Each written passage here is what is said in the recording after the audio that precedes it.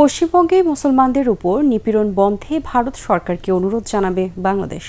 একই সাথে সেই অজুহাতে বাংলাদেশের সংখ্যালঘুদের উপর কোনো ধরনের নির্যাতন যেন যে কোনো মূল্যে প্রতিরোধ করা হবে বলে জানিয়েছেন ধর্মমন্ত্রী কাজী শাহ তোফাজ্জল হোসাইন কায়কোবাদ। সংখ্যালঘুদের নিরাপত্তা নিশ্চিত করতে না পারলে পদত্যাগের কথাও বলেন তিনি।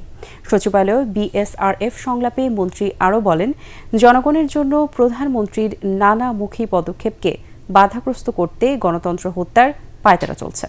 মাহবুব কবির চপলের আরেকটি রিপোর্ট। ভারতের পশ্চিমবঙ্গে বিজেপি ক্ষমতায় আসার পর মুসলমানদের উপর নির্যাতনের খবর সামাজিক যোগাযোগ মাধ্যমে ছড়িয়ে পড়েছে।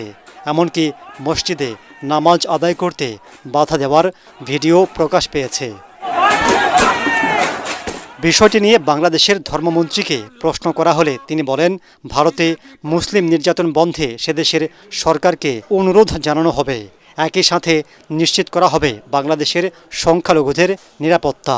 ওনারা যদি ওই দেশের সংখ্যালঘুদেরকে ওনাদের আপন করে নেয়, নিরাপত্তা দেয় এবং ওনাদের জনগণের একটা অংশ হিসাবে মনে করে সমস্ত ব্যবস্থা নেয়, অবশ্যই আমরা চেষ্টা করব। আমরা আমাদের সরকার প্রধান যিনি আছেন উনি অবশ্যই চিন্তা করতেছেন এই ব্যাপারে, উনি অবশ্যই ওনার পক্ষ থেকে উনি কথা বলবেন। ভারতে ঘটছে বলে বাংলাদেশে ঘটবে এমনটা হতে দেওয়া হবে না।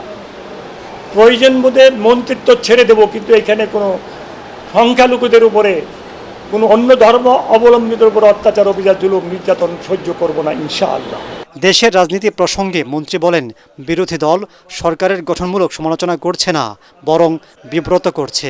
আজকের বিরোধী দল অতীতেও দেখেছি, এখনও দেখেছি, তারা সরকারকে কিভাবে বিব্রতকর অবস্থায় ফেলবে সেই চেষ্টায় অনেকে লিপ্ত।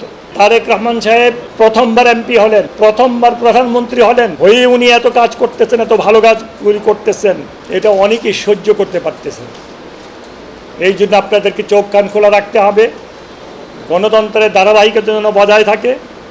যারা গণতন্ত্রকে গলা টিপে হত্যা করতে চায় তাদেরকে খুঁজে বের করে আইনের আওতায় আনতে হবে।